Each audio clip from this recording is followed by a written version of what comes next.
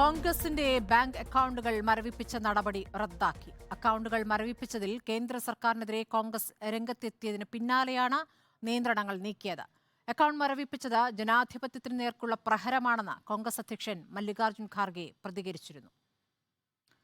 നോബിൾ മാരിക്കാരനാണ് വിവരങ്ങളുമായുള്ളത്. നോബിൾ, കോൺഗ്രസിന്റെയും യൂത്ത് കോൺഗ്രസിന്റെയും 4 അക്കൗണ്ടുകളാണ് മരവിപ്പിച്ചിരുന്നത്. ആ നടപടിയോടുകൂടി കോൺഗ്രസിന് പ്രവർത്തിക്കാനാവാത്ത സ്ഥിതി, വൈദ്യുതി ബില്ലടയ്ക്കാൻ പോലും കാശില്ലാത്ത സ്ഥിതി എന്നാണ് അജയ് മാക്കൻ പ്രതികരിച്ചിരുന്നത്. ഇപ്പോൾ എങ്ങനെയാണ് ആ നടപടി റദ്ദാക്കിയിരിക്കുന്നത്? എന്താണ് അറിയാനാകുന്നത്?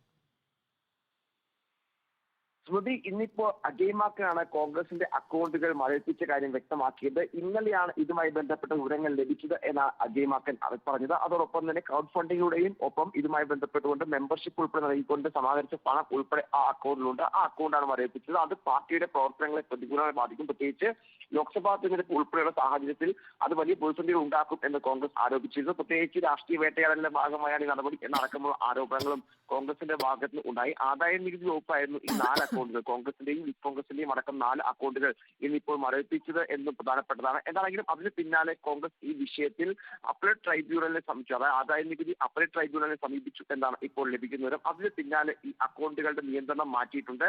ഈ കേസ് വീണ്ടും വരുന്ന ബുധനാഴ്ച വീണ്ടും ആദായ നികുതി അപ്പലേറ്റ് ട്രൈബ്യൂണൽ പരിഗണിക്കും എന്നാണ് അറിയുന്നത്. നമുക്ക് അവിടുന്ന് ലഭിക്കുന്ന മറ്റൊരു പ്രധാനപ്പെട്ട വിവരം എന്ന് പറയുന്നത് അക്കൗണ്ടുകൾ മരവിപ്പിച്ചത് ഇന്നലെയല്ല, 2 ദിവസം മുൻപാണ്. പ്രധാനമായും കോൺഗ്രസ് ഇതിൽ ആരോപിച്ചത് ഈ ഇലക്ട്രൽ ബോണ്ടുമായി ബന്ധപ്പെട്ട വിധിക്ക് പിന്നാലെയാണ് ഈ നടപടി ഉണ്ടായത് എന്നുള്ളതാണ്. പക്ഷെ നമ്മൾ മനസ്സിലാക്കുന്ന 2 ദിവസം മുൻപേ തന്നെ ഈ അക്കൗണ്ടുകൾ മരവിപ്പിച്ചിട്ടുണ്ട് എന്നുള്ളതാണ്. പ്രത്യേകിച്ച് 2018, 2019 കാലയളവിലെ ചില ഫണ്ടുമായി ബന്ധപ്പെട്ട്, പ്രത്യേകിച്ച് ആദായ നികുതി റിട്ടേണുമായി ബന്ധപ്പെട്ട ഒരു വിഷയത്തിൽ ഒരു കേസിലാണ് ഈ നടപടി ഉണ്ടായത് എന്ന് അറിയുന്നു. 45 ദിവസം ഈ ആദായ നികുതി വൈകിയത്, അതായത് 45 ദിവസം ആദായ നികുതി അടയ്ക്കാൻ വൈകിയതുമായി ബന്ധപ്പെട്ട് 210 കോടി രൂപയുടെ പിഴ ഈ വിഷയത്തിൽ കോൺഗ്രസിന് മേൽ ചുമത്തിയിട്ടുണ്ട്. അതുമായി ബന്ധപ്പെട്ടാണ് ഈ അക്കൗണ്ട് മരവിപ്പിച്ചത് എന്നാണ് അറിയാൻ കഴിയുന്നത്. നിലവിൽ എന്താണെങ്കിലും ഈ ആദായ നികുതി വകുപ്പ് അപ്പലേറ്റ് ട്രിബ്യൂണൽ ഇതുമായി ബന്ധപ്പെട്ട വിഷയത്തിൽ നിയന്ത്രണങ്ങൾ നീക്കിയിട്ടുണ്ട്. പക്ഷേ ബുധനാഴ്ച ഇതിൽ കൃത്യമായി വാദം കേൾക്കും. അപ്പോൾ മാത്രമാണ് എന്താണ് ഇതുമായി ബന്ധപ്പെട്ട കൃത്യമായ സാഹചര്യം എന്നതിനെ കുറിച്ച് അറിയാൻ കഴിയുകയുള്ളൂ എന്നാണ് നമുക്ക് മനസ്സിലാവുന്നത്. അജയ് മാക്കൻ നേരത്തെ വ്യക്തമാക്കിയത് ഇലക്ട്രിസിറ്റി ബില്ല് കൊടുക്കുക, അതോടൊപ്പം AICC ആസ്ഥാനത്തെ ജീവനക്കാർക്ക് പൈസ കൊടുക്കുക, ഒപ്പം രാഹുൽ ഗാന്ധി നയിക്കുന്ന ഭാരത് ജോഡോ ന്യായയാത്ര പുരോഗമിക്കുക, അതുമായി ബന്ധപ്പെട്ട പ്രവർത്തനങ്ങൾക്കൊക്കെ